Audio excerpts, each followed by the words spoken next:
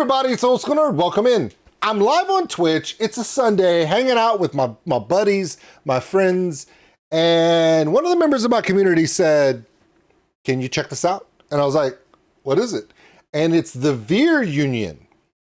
Not the beer union. That's a different thing. Sea of Fear. Now, for some reason in my head, the VEER Union sounds familiar. Could it have been a reaction that was done a while back or something? Maybe. When I say a while back, I mean like years ago. I don't know. It's presented by Rising Empire Records. Sea of Fear. This is my biggest question. Before I press play and we do a reaction to this video, is how the hell did they get Jelly Roll to collaborate on this video? And how long did it take for them to do makeup to get rid of all the tattoos? See what I did there? I know. All right, here we go. My first ever reaction to this band, even though the name sounds familiar to me. All right, here we go. 3 minutes, 2 seconds. Came out 2 days ago. They have an upcoming album, Reinvention, in 2026. Ooh, so we're going to anticipate this for a bit. All right, first taste. This is it. Let's do it.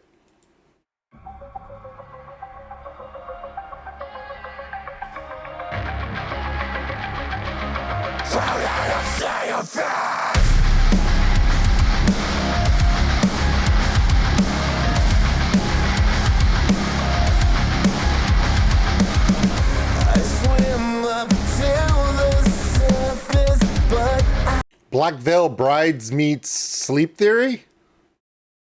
It's not a bad thought. Not a bad thought at all.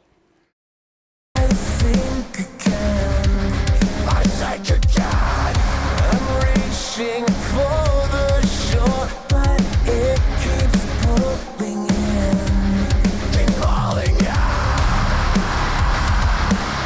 I hate to escape. We scream out, but no one hears. Drowning in a sea of fears. Drowning in a sea of fears.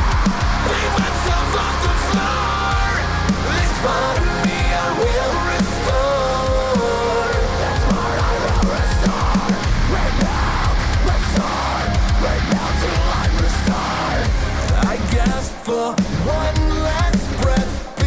If we go back in time to when I was a kid, and a band like Living Colour comes out, where Mr. Glover blows out some amazing soulful R&B, just funky vocals, and you put that in an R&B fusion punk metal band, you shock the world. And then a decade later, a band called Seven Dust comes out, and you hear that soulful, jazzy, bluesy vibe vocal in metal. And people aren't shocked by it because of Living Colour, but then they're like, can we handle this? And I think Living Colour and Seven Dust, in their own rights, were ahead of their time for their time. Nowadays, when you have bands like Sleep Theory, and obviously here the VEER Union, to take a soulful blues vocal and you inject that in metal, there's something about it that just works. It just works. And it is unique. It's similar when people were like, Pat Benatar, what? You know, Lita Ford, what? And then Arch Enemy to bring a female harsh vocalist in a time when it should never have been that way. And now in metal and music in general, genres have a tendency to be mostly colorblind, gender blind, and accessible to everyone, because rock and metal are really no longer, for the most part, industry pushed. You have a lot of independent, mid-major label creativity out there that allows all types of influences from a global perspective And if you can have an Indian Punjab swing band in metal like Bloodywood, or women from Japan doing kawaii metal, anime style like Bandmaid and Baby Metal, why can't you incorporate blues, soul, jazz vocals from an R&B perspective in metal? When you do it, it's sexy. It really, really is. This approach is a little different. When you look at a band like Sleep Theory, you have an R&B blues style vocalist who brings that style and that influence into a band that is basically a metalcore band.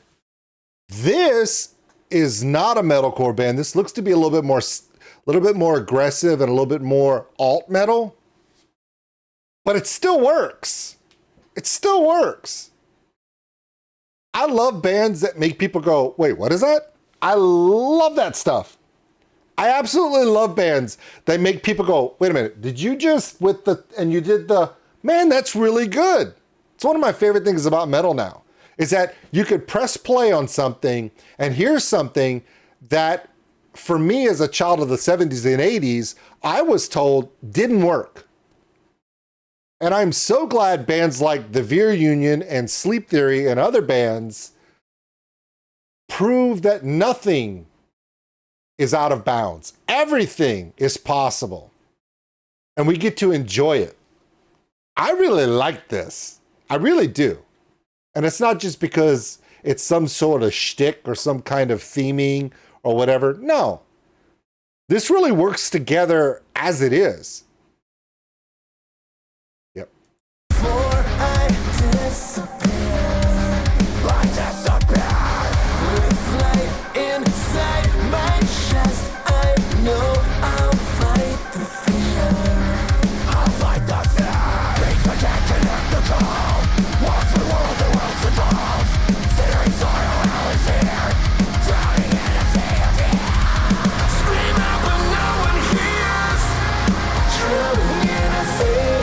That's cool.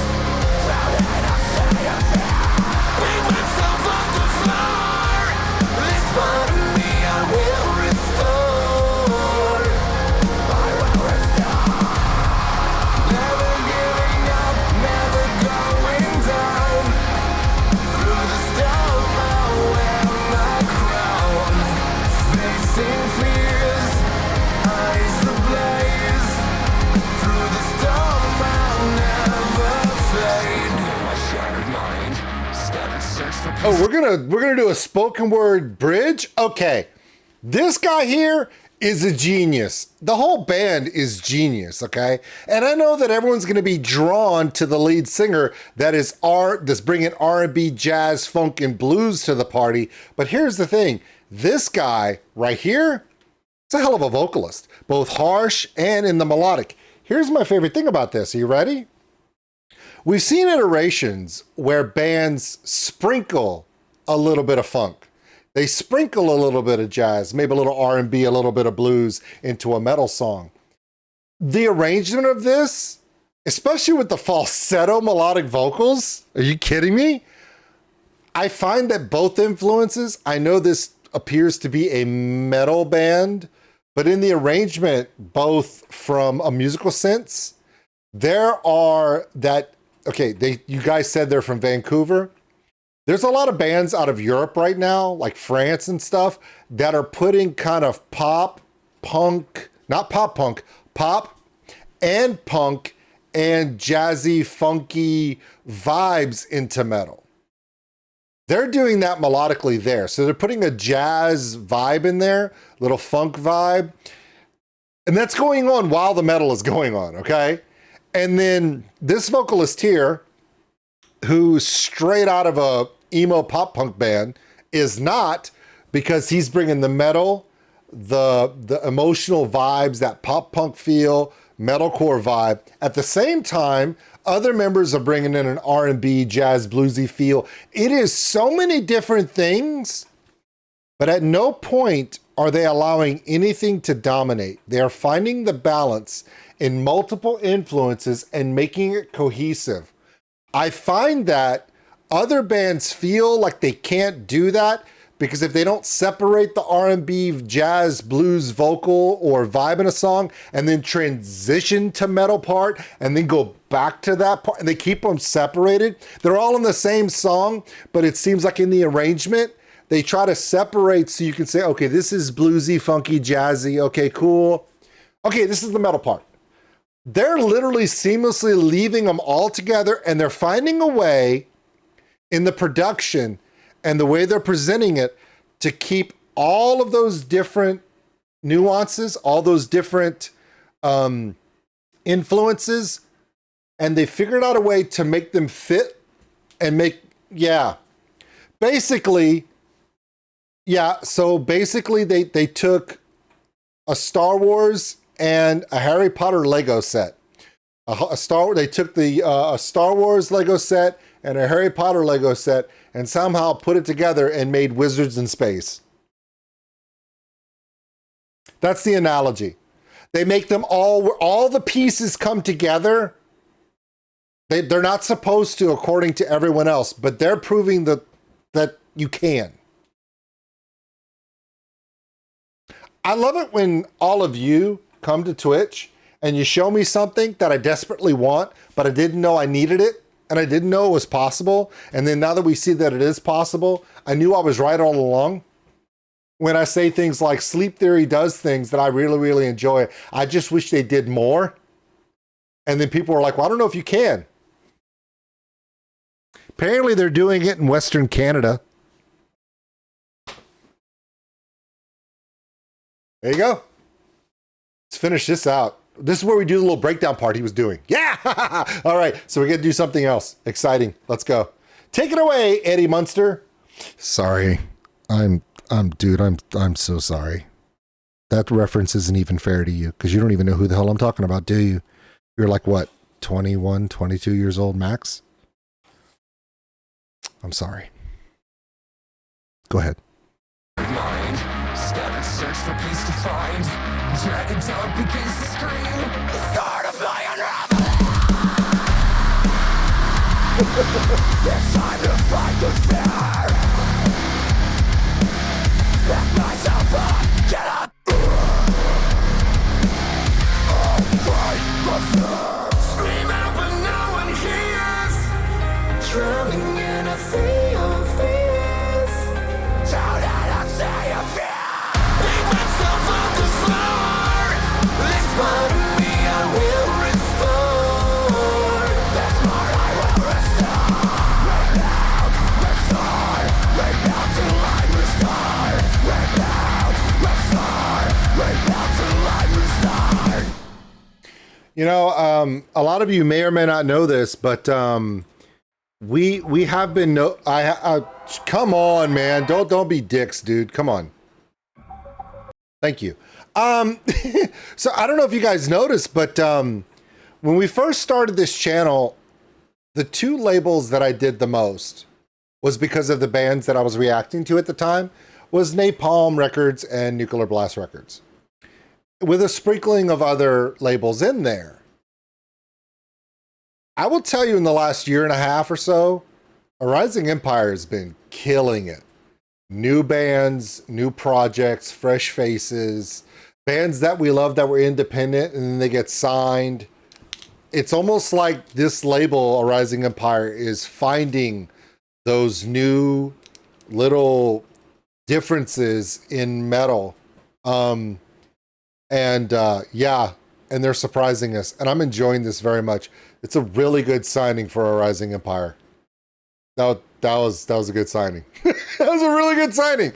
Now you got to put them on the road, get them in Europe as soon as possible, let them tour with Armirage and bands like that, right? Alleviate, yeah, because those bands, diehard fan bases that just dominate Europe and that German metal scene would love this band. They would love this band. You know how I know? Because, come on, I love those bands too. There you go. All right, get out of here. The VEER Union. Sea of Fear. My first ever reaction to them. That's pretty awesome. All right, everybody, get out of here. Love you guys. Peace. Thanks for watching, everybody. And if you enjoyed this video, give us a like. It really helps the channel grow. Also, if you want to subscribe, right over there. A big thank you to all my Patreons out there for everything you do. And if you want more content like this, check them out above. Remember, love one another, take care of each other. We're all stuck on this mud ball together. We'll see you later.